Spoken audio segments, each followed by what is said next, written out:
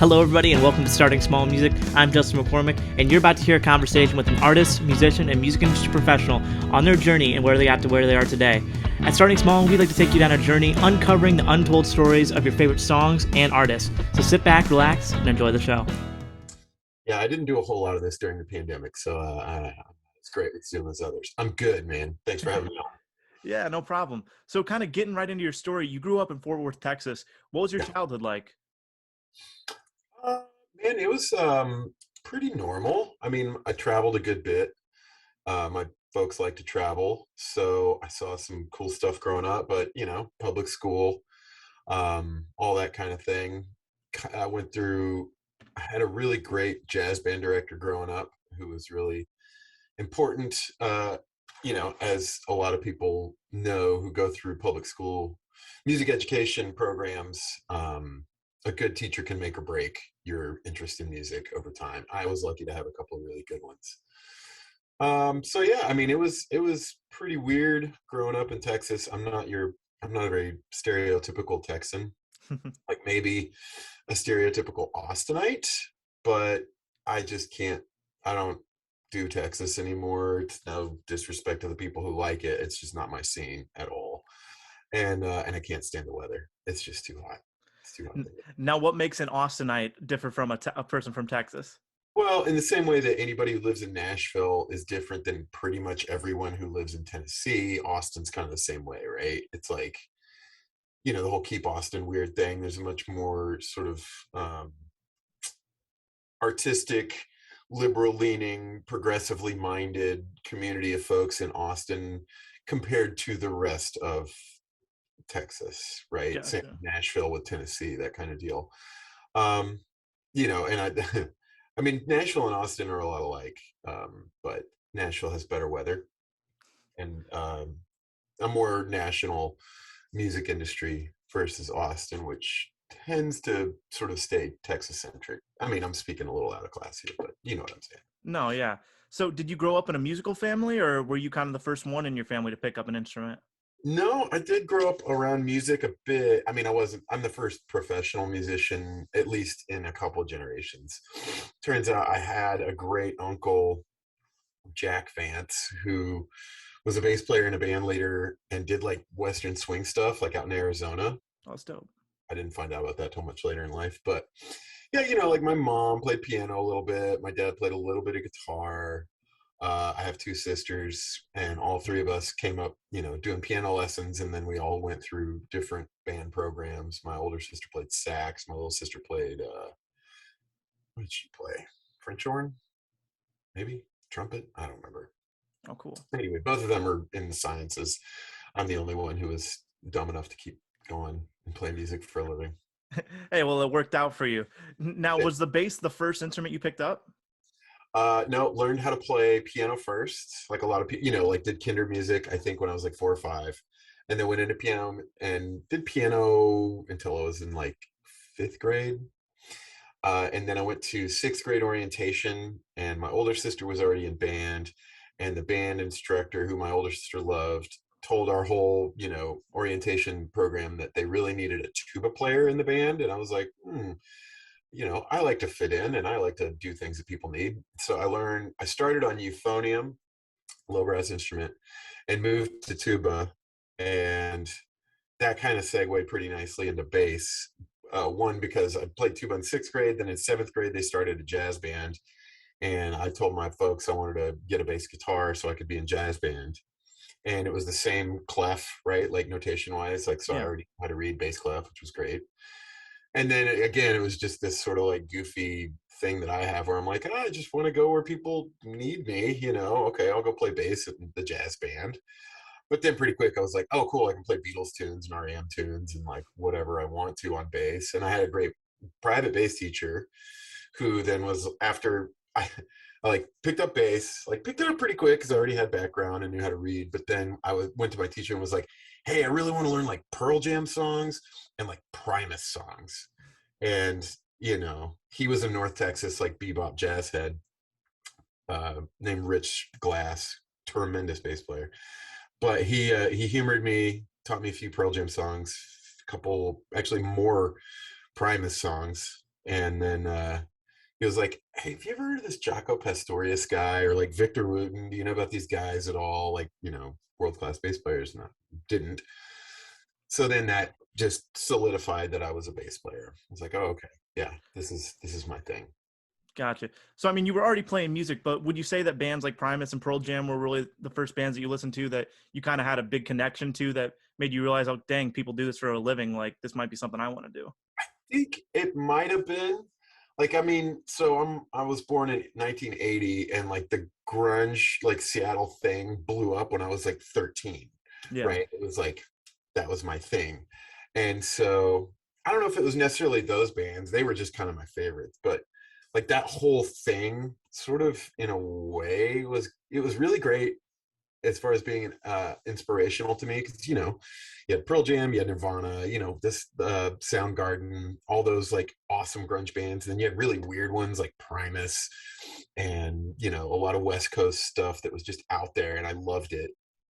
And that was like inspirational on the sort of artistic side of music for me, Yeah. and really kind of pumped my tires to stick with bass and like the rock and roll side of things. But then I was also exposed to a lot of like great sort of jazz and fusion stuff, like Jaco Pastorius, Victor Wooten, and then I had this great jazz band instructor in high school, so I knew about like Stan Kenton, and oh god, come on, brain.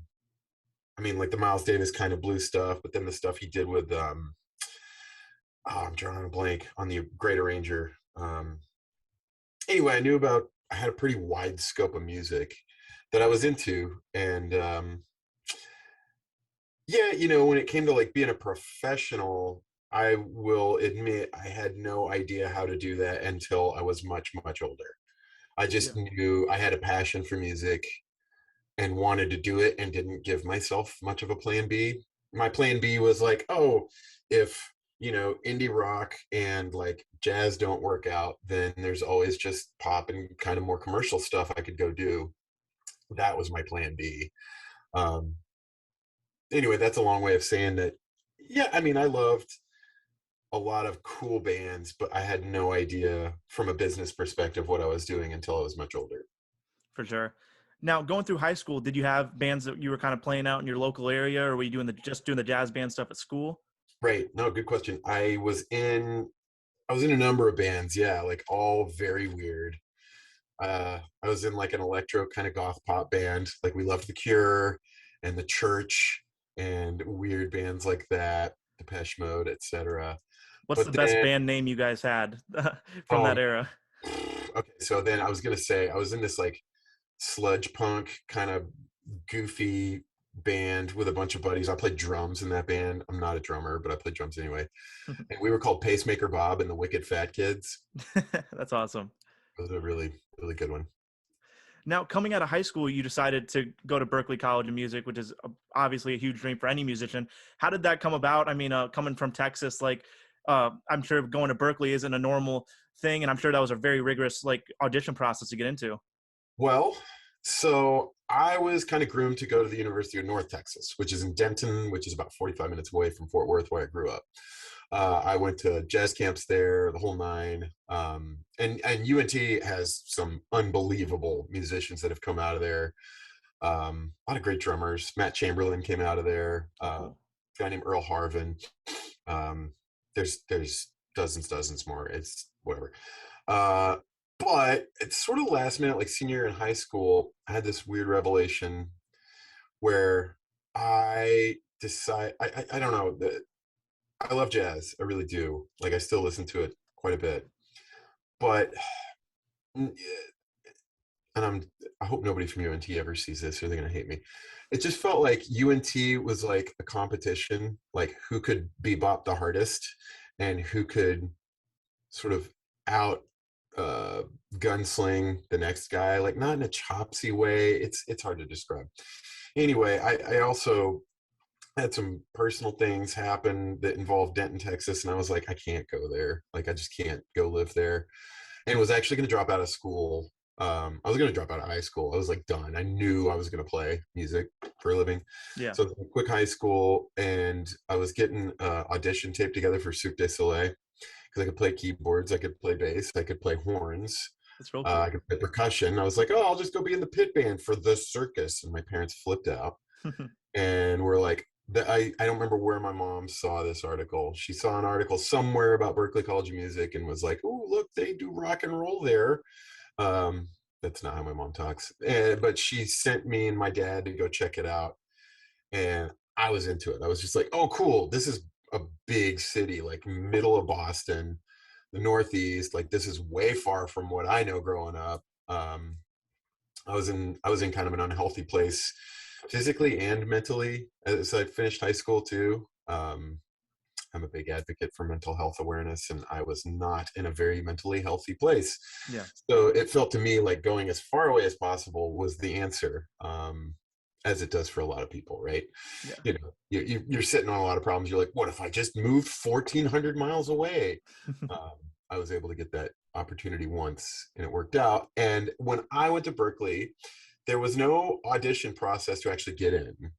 Oh, Um, I was sort of at the beginning of the era where it's like, man, if you got the money, you can come. You may not get a lot out of it if you're not serious about this, but if you got the money, you can be here.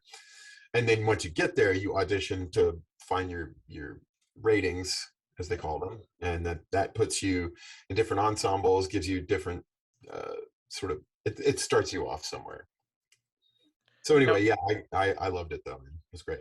now, do any memories stick out from there? And did you have any classmates that went on to become big stars, or just are still working professionally in the industry as well?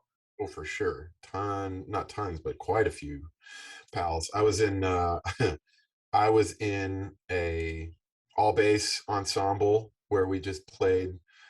It was all basses and a drummer, and it wasn't like fully arranged out. It was like a bunch of us just like playing unison, like we did Teen Town or like, something out of the Charlie Parker Omnibook. But I was in that ensemble with a guy named Owen Biddle, who was the bass player in the Roots, Oh, the cool. not the current one, but the one before him. Um, and Owen is bad news, man. He's a good player. And then the other guy in that was a guy named Tony Gray, who is John McLaughlin's nephew and a monster bass player. Also, the current guy from the Roots, Mark, he was there at the same time as me. We didn't have a whole lot of classes together, but we knew each other. Then, yeah, like there was a dude named, oh God, I can't remember his real name, but a guy named Ray Ray. He's this trumpet player. Dude was in Prince's band. I had the good fortune to do Jay Leno before Leno went off the air with TR, Thomas Rhett. Yeah, And we go to watch Ricky Minor and Tonight Show band rehearse. And I was just like, oh man, Ray Ray's playing trumpet right on. And like got to go say hey to a buddy. That was really cool. yeah, One of my roommates from college is doing film scores out in LA. His name's Matt Margison. He's done all the Kingsman movies. He did a Tim Burton movie recently. It's got a really long title. I can't remember. He did Eddie the Eagle. He's done like, have you seen that Pam and Tommy show on Hulu? yeah. Yeah, my ex roommate scored that. Oh, Uh, really? That's sick. yeah, yeah, he's out there really doing it. It's cool. He went to LA when I went to Nashville, and we both were like, oh, good luck, bud. Um, yeah. Anyway, there's a lot of people who I went to school with who are still doing it, man, like really doing it, which is super fun. Yeah. Now, you mentioned the move to Nashville. What was that decision like? I mean, being right next door to New York, or maybe going to LA like your friend. What made you choose Nashville? It's a good question, and honestly, it was it wasn't a super well informed decision. It's worked out. It was that I was tired of the cold. I couldn't do another winter up there because I did 5 winters in Boston and it sucked. Um, it toughened me up. Like I can deal with winter a lot better now, but man, it was tough. Yeah. So I was like, I can't do New York. And like the concrete jungle thing, like as much as a kid from Texas, I was like, oh, cool, man, I'm going to move to like a big city. Um, After like 5 years, I was ready to be around a little bit more nature, a little bit more, I like going on hikes and I like fishing and being on boats and stuff. And I don't know, it's just tough when you live in New York or you live in Boston. Yeah. Uh, that just was kind of a priority for me. Then, so my options were New York, LA, maybe Chicago. Um, and I landed on Nashville because the last 2 years I lived in Boston, I had a car, for better for worse, and I would about twice a year drive home to Texas, which is like a 2-day drive. And Nashville's about halfway between Boston and Texas, Fort Worth, where I grew up. And Mhm. so I would just stop in Nashville and hang out. And after a couple of times, I was like, man, this place is like real. Like the people here are super nice, like really nice. It's a really clean town. Like I started to get a little whiff. I mean, this is like I'm talking '01, '02, like a little bit of a whiff that there was more than just country music going on in Nashville. Um, I didn't know exactly what, but I was like, I don't know, man. Like, oh. You got guys like Victor Wooten living in Nashville. You got this sort of like rich history of legit sort of prodigy level musicians down in Nashville. Like, I like the South. I'll give it a whirl, you know? Yeah. And it really was that kind of deal where I was done with done with college. A couple of us from Berklee kind of all were like, why don't we try Nashville? You know, let's go down, check it out. And four of us kind of moved down into the same apartment complex. And I said I was going to give it 2 years. And then if it didn't work out, I might head back up to New York or maybe try my hand to LA. And that was 2003. And this is coming to you from Inglewood, Tennessee. So coming up on 19 years down here, man. There you go. What did those first few years look like for you networking in Nashville, kind of getting your feet wet in town? Right. Mm. It was very difficult. Very, very difficult.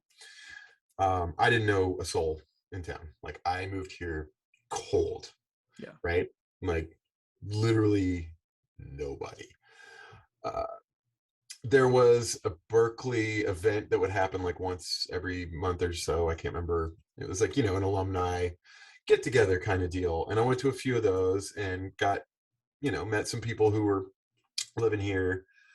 But as far as actual, like, I can look back on it now and see it for what it is. At the time, it felt really cool. I was like, oh man, I'm meeting people, other Berklee people. They're here, they're working, whatever.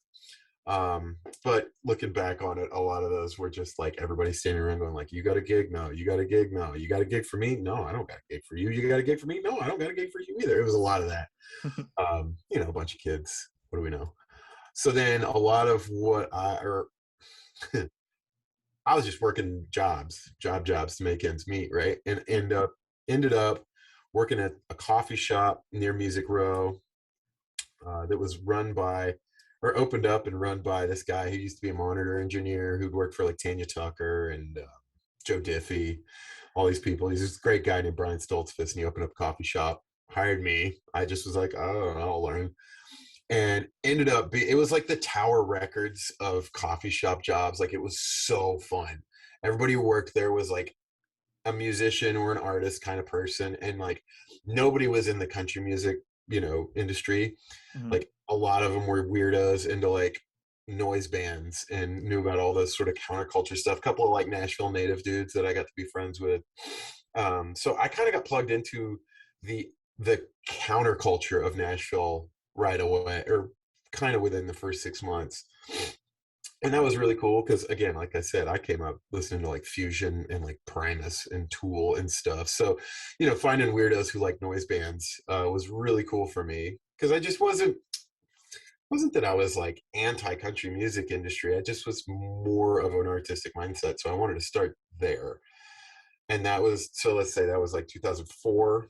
I did that. And then, man, I like along the way would occasionally get thrown some sort of country gigs. I would do, the odd honky tonk out in the middle of nowhere in Middle Tennessee somewhere. And you learn 75 tunes, kind of like almost like a Broadway gig. Yeah. And do 4 hours on, that kind of deal. But I was always trying to more network in the sort of indie rock community. I was just like 10 years early for that, it turns out. Because Now, now there's like a great scene. no, for sure. It's definitely taken off a lot, especially like with the success of the Basement. Now you have so many underground acts that come through Nashville. But yeah, well, and that's funny you say the Basement. Like so I was in this band for a long time here called Oblio, about 7 years. And man, it was a really good band, but we just didn't know what we were doing business wise, like at all. Hmm. But we were a really good band. And if you go to the OG Basement right now and look up at all the posters up there, There's like 3 Oblio posters there because Mike Grimes loved us. That's sick. Bless Mike Grimes till the end of time. Now, fast forward about 10 years. In 2011, you put out debut AP, The Chase, which was a Soundscapes kind of Wow. album. How did you What find that? Wow. I do my research, man. That's awesome, man. You sure But do. so what was your like going into that? What made you want to make a record? And kind of looking back on that now, like what do you think about that record? Um, so that's a man, good one, dude. Okay, so I had another roommate in college. This is a long story, so bear with me. Who is a percussionist. He lives in Brooklyn now. World-class percussionist. Ended up becoming the musical director for the show Louis. He's done everything that Louis C.K.'s ever done, including his like upcoming movies and stuff. So Oh he's wow. on the scene as well. But this guy in college hipped me to a dude named Dr. Didge, who was this Australian dude named Graham. And this guy used an old rack-mounted Lexicon Jam Man, where you just punch in and out. First time I'd ever seen anybody do any live looping. It was a dude with a didgeridoo, right? Like, okay. He was rad, by the way. Graham was awesome. Yeah. So then my roommate got a Lexicon Jam Man, started doing percussion loops. Like he was the first dude I'd ever knew of that was into doing that, like live looping. I was like, that's rad as hell. So then fast forward, he actually sold me his rack mounted Lexicon Jam Man. I still have it. It's just right over there.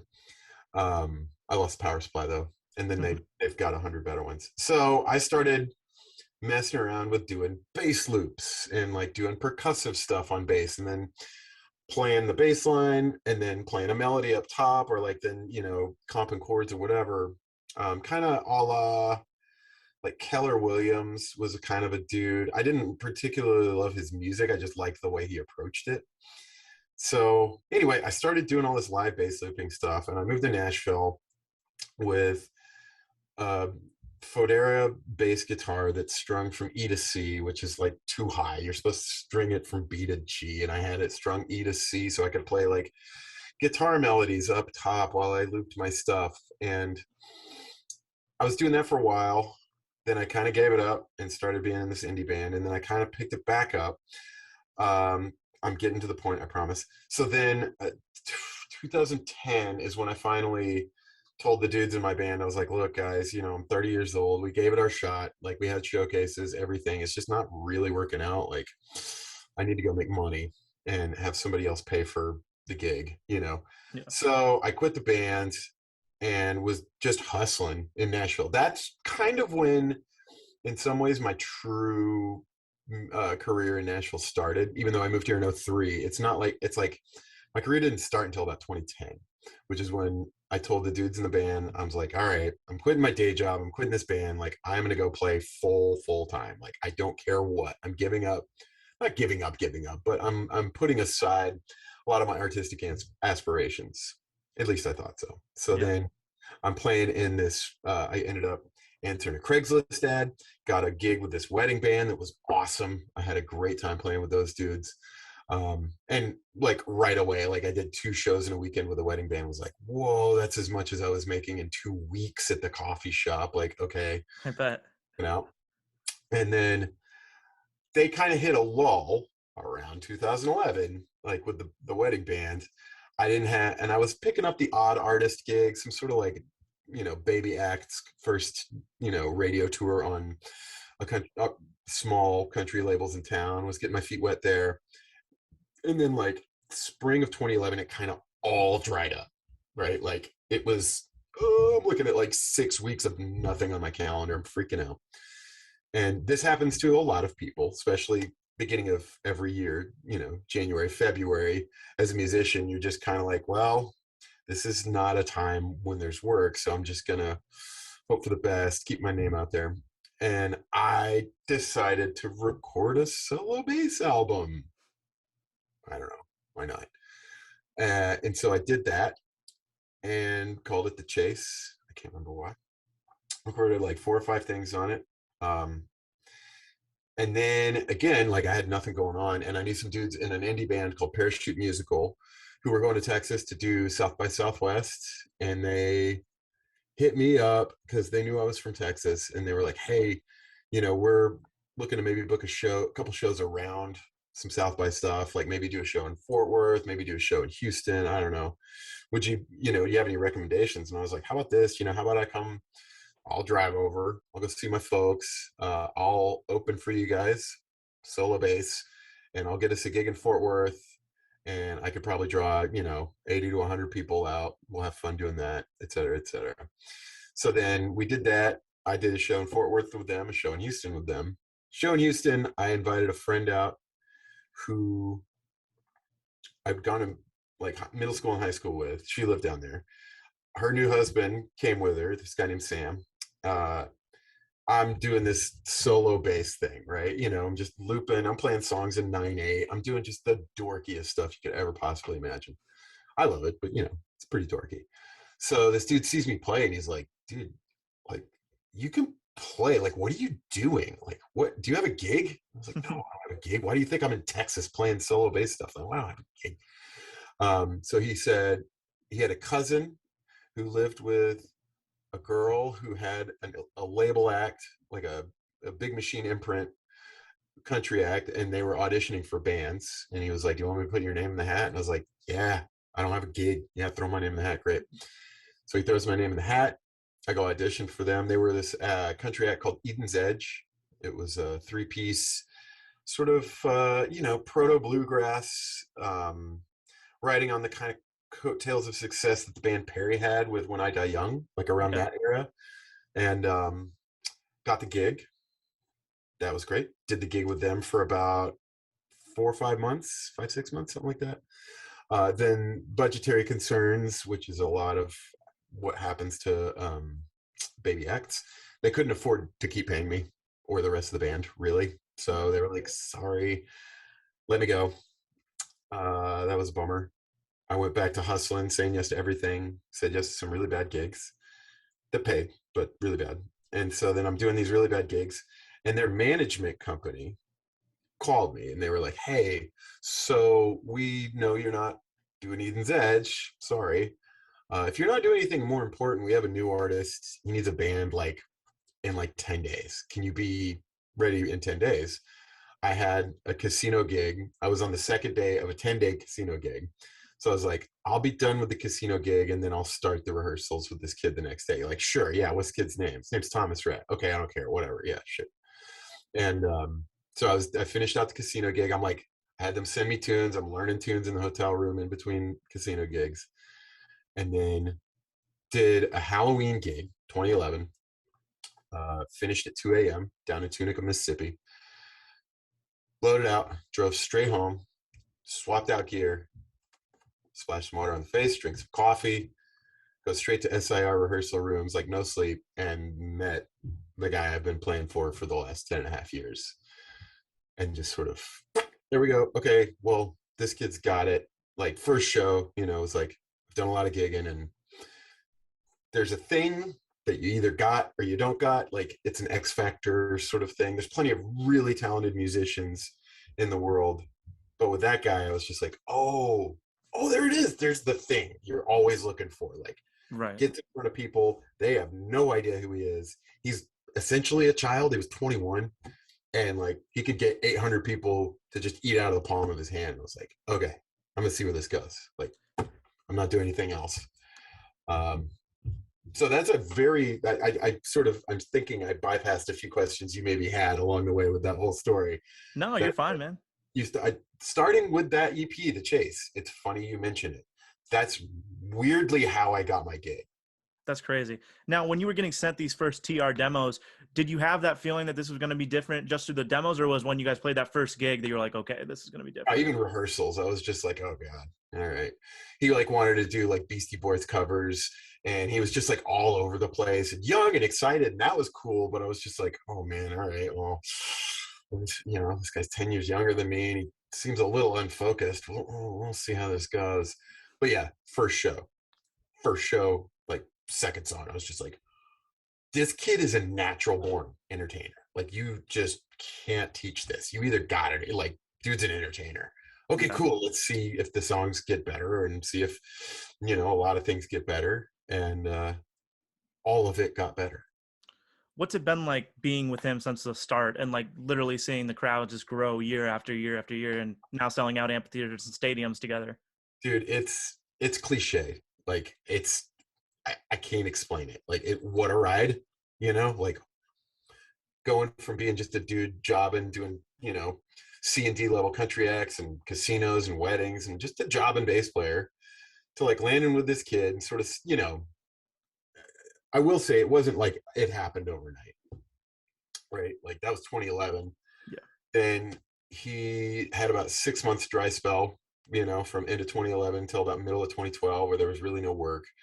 I went and took another tour, got to go tour Europe for a couple, like about a month and a half with this Canadian country artist. I was still kind of hustling, but I was like, man, I sure hope he calls me back. Yeah. They called me back, and it was like, oh, okay, you're doing like going to go do 60 shows opening for Toby Keith for the back half of 2012. And then it sounds like there's a big tour lined up for 2013. And okay, yeah, cool. I'm going to hitch my apple cart to this horse and see what happens. So, it was a lot of growing pains, like a lot of growing pains. As a professional, as an artist, as just a dude, I've been on the road with TR for 10 years, and it's insane. He went from being a 21-year-old kid to a 32-year-old father of four, who runs a very successful business as far as his production company. Nothing to mention his songwriting, but just I'm technically a member or a what am I trying to say? I'm a employee of his production company that Right. puts on the shows, right? So that's a big deal, though. I mean, I think there's like 40 of us he has on salary. Wow. That's not a small company. No. But along the way, dude, there were so many growing pains, so many years of like grinding it out. A lot of too many dudes on one bus, um, too many days without getting a shower, a lot of bad food, uh, a lot of being away from home too long, Yeah. um, and a lot of learning, seeing him learn how to do it while I was also kind of learning how to do it. I mean, I know how to play instruments and I know how to get in a vehicle and go from one town to the next, but like how to tour in a sustainably healthy way, I had a lot to learn. So Now, after all these years being on the road with him, do you have a favorite song that sticks out in the set that like every night you're like, oh shoot, this one's coming up, I'm getting pumped? yeah, oh yeah. There's a couple. But yeah, like so there's a song of his called T-shirt, Oh, of course. and we have kind of arranged that one to death. Like it's so fun to play. Um, and it's been show opener, show closer. It's not the show closer right now, but it's sort of in there. And there's just like that one's like we kind of get away with a lot in that one. There's like some like Prince, Morris Day and the Time moments in there, but then it like rocks like pretty hard at times. I play synth bass on half of that tune. Like it's super fun. Has good tempo, just always slams. That's awesome. Just one thing I want to touch on too. I'm really Yeah. passionate about lap steel. My grandpa plays lap steel. That's what got me into music, and I know that you play that too. What got you to sit down on the lap steel? And do you play a one neck, double neck? I have a single neck. Oh, it's all packed up. I was gonna break it out.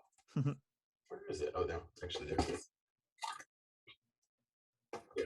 So I got this, which is my wife got me this for my birthday a couple years ago. It's a 63. Uh, it's the Desert Fox single neck. I tuned it to C6. Man, how did I get into it? I got into it because my old band Oblio, we were a four-piece and we believed in lots of lush arrangements.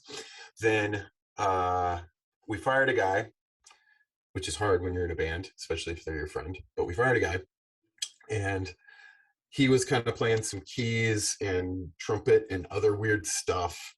So I was the one who was like, well, I can also play keys and kind of do the Ray Manzarek thing, like play left-hand bass and split the thing and do some stuff like that.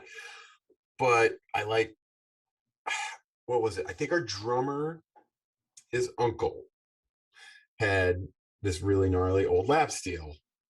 And it was at our drummer's house. That drummer's in this really great band called the Wild Feathers these days, too. A little shout Oh out. yeah.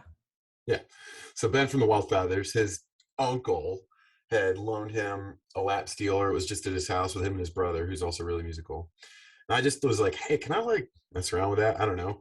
I grew up playing fretless bass, like almost more than fretted bass. So like an instrument with no frets, like intonation is like, I mean, it's hard, but I worked on it. So I was like, I bet I can figure this out. And so I pretty much just taught myself how to play like a few single line things. Like I can't like rip. I can't do the like, you know, shout gospel kind of stuff on steel. I'm more a fan of like the Daniel Lanois approach, you know, like Yeah, ambient whale noises and things like that, like creating sonic beds. for Um, sure. it's a fun palette to play with. But that, yeah, long story short, it was like one just showed up at my friend's house and I said, hey, can I borrow that? And spent enough time with it that I was like, no, I like this a lot. This is super fun. Now, to close out my interviews, I always like to ask my guests one piece of advice that you'd give to people that are trying to pursue music right now, something that you've learned along the way. There's so many, but one, okay, okay.